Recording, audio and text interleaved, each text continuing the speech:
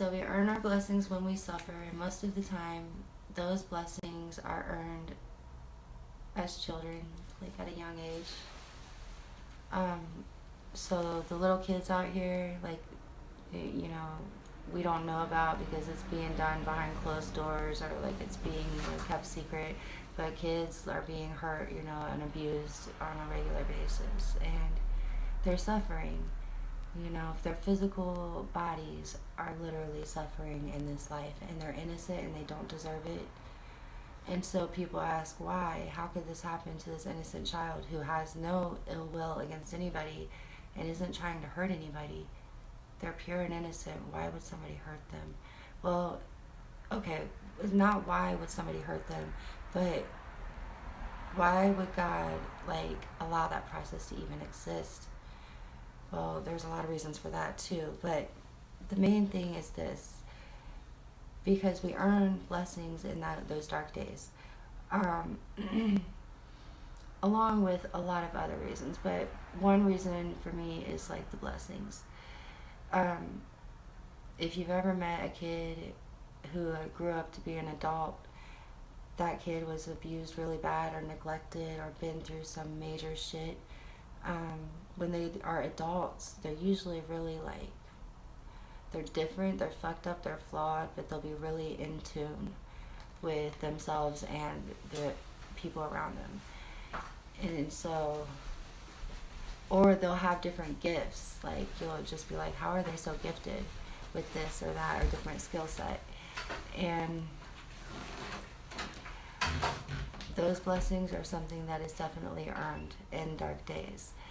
And whenever, you know, a lot of times the problem with a person who has been abused or neglected, they don't see their own self-worth or the value that they have in these lessons. They only feel ashamed or feel pity or sorry for themselves, instead of being like, hey, I earned my stripes, I earned my badge, like that was crazy, that hurt, I got through it, but look at me now, like I just leveled up in terms of a spiritual sense.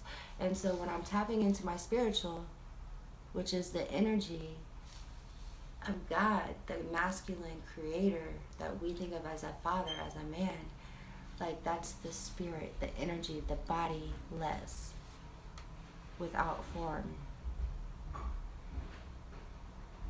The galaxy, the stars, the moon, all of that, that's God. So where does the body come into play? The one that has the ability to either well, so God is a creator. Like, we are all creators. Creation is something that we need to realize is a big deal. Creation is a big freaking deal. It's the whole reason why we're here. So key points, write this down. But before you do that, find a pencil that works.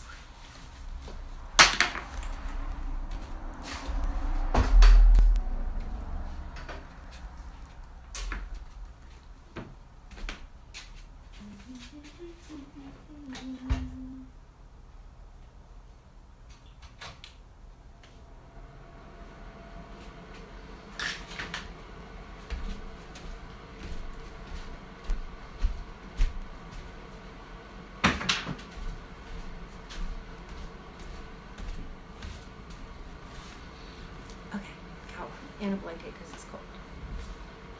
Pencil. So, key points. Creation. Creation is the reason why we're here. Something happened along the way, something was created, which created.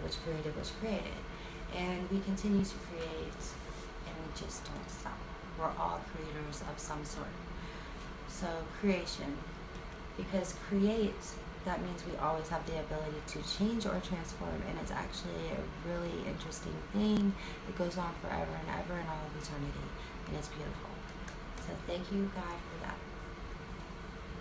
Another key point we have is God. Who is God? God. What do we know? We know that men were created in God's image, which means whatever we have, if we were created in God's image, then God must have himself. So if we have to have a mother and father, then to be alive on the earth, in the body, then God has to have a wife to be our father. He has to have there has to be a mother for there to be a father. Like, hello, people, wake up. So there's got to be a mother. And so I'm finding out the mother is actually right in front of us this whole entire time. We knew it all along without ever even knowing it was Mother Earth. And so what is Mother Earth? It's the physical. It's the trees, the ground, the grass, the air, the breeze, the dirt, the everything that is alive in this atmosphere that is physical. Because God is like probably the whole definition of what creation is. God is probably the like God of creation out of all the other gods. Like, he is the creator or something. But what I was thinking is that, you know, God was messing around. He was trying to figure out how to create this life form, and he didn't like the ones that he had created like previously. They weren't as developed like he wanted them to be. Like, they were getting there, they were getting more intelligent, but the physical wasn't matching up. Like, they were being big blobs, or they would be like a ray of light. And God is like, no, I want something that is like, you know, perfect, like me. So then he knew what he needed. He needed a perfect certain type of like garden to grow his seed. And so he created earth. And earth is made of dirt. And so, and water and air and the elements. And those are the elements that we need to actually be born as humans on this planet. Like, we need those elements to be human and to be alive. And so God put those elements together like a god does. Like Zeus or Hercules or any of these other gods out there, putting energies together, forces, and created this beautiful planet, Earth, that he creates with his energies. Like, it's amazing. And we're living, he loves this planet deeply. Like, we didn't know he was going to fall in love with it. And he had children with it. And so we, humans alive right now, in the body, are God's children, creators, just as God is a creator, in physical form. And it's such a blessing to be here. It's truly a blessing. And so, Lucas, are you leaving? Okay. He does that sometimes. He just like leaves. And I mean, I know it's boring. It's boring. Nobody really wants to hear this. But he's heard it like a million times.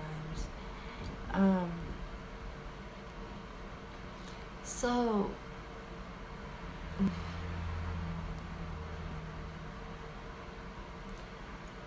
what I'm saying here is that, like, once this, I like tap into this, you know, this like epiphany, like every now and then, and when I tap into it, like, it'll flow.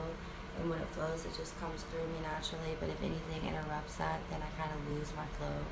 And I have to start all over. And it's hard. But I can do it. I can do it. And I will.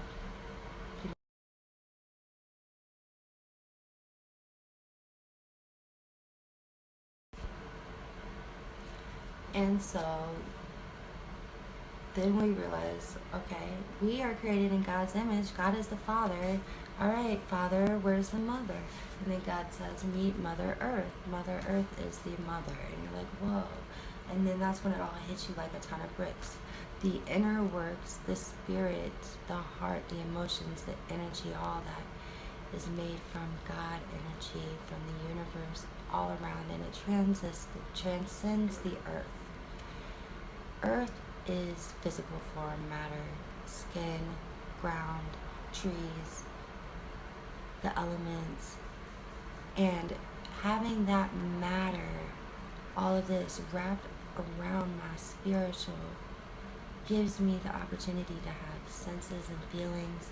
I can smell, I can breathe, I can hear, I can taste, I can sing, I can talk, you know, I can make love, I can dance, I can eat delicious food, but then I can also get sick and I can die, or, suffer, and there's lots of different things that could happen in this body.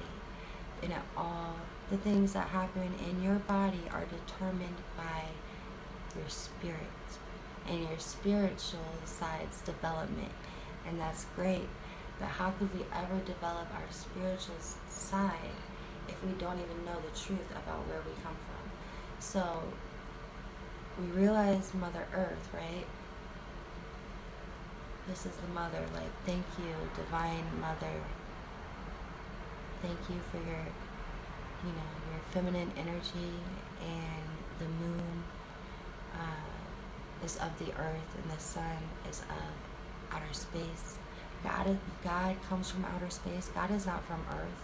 So what does that make God? An alien? Now there's a topic we could talk about, but will we talk about that one? Are you ready for that one? Probably not. So we'll put that one on back burner for now, because we're going to finish where we're at right now. So we've covered creation. That's why we're here. God, who is God? Where does he come from? God is the spiritual side, the energy, the telekinetic, magnetic force field that has created all of these things out of matter from dust, like stardust in outer space. It's the eternal, the light, all of that. And Mother, because we have a mother and we need to be in tune with that, is of the earth. So I'm here to tell my kids that you have to rethink everything I ever taught you when you were children about death and what death is. Because I know that I must have taught you that death is a sad, sad thing where a life comes to an end, and it's, we cry and we're hurt and we miss who's gone, and that's when you're dying in this body, the body that does die. But when you change your thinking and you say, I am not going to die, I'm going to spiritually transcend, then you're claiming your eternal body, like right now. Like, go ahead and do that, like now, because it's there to be claimed. Like, we can tap into our eternal selves, because our eternal selves, it's eternal. It's been here, like spirit form of us, before our bodies. Like, this whole body thing is new to us. We're here practicing right now. We're trying to understand this whole body thing, because like, we want to do this eternally. Well, we got to master this stuff, and to master it, you have to experience it on all levels. So I think that in the future, when we are no longer dying and we transcend, and we're living our fullest potential and living out our dreams, and everything is flowing in a positive manner and life is good, like, we're healthy, we're free, we're not suffering anymore, we're really thriving on this earth and this planet, and God will be pleased, and him and his lover, his wife, can actually have their family and be happy and together as one. And when he says that you will always be as one, like, that's what he's talking about. Him and his wife and his children all coming together and being together happy and free of all walks. Like, yes, there's the children that God created that came before us that are from outer space. The angels, the gods, all them. Those are our brothers and sisters too. Jesus, Lucifer, they're our brothers and sisters. We are significant in eternity. Very significant, because we have bodies. And our bodies are about to exist in eternity. That's different. That hasn't happened yet. But it is now.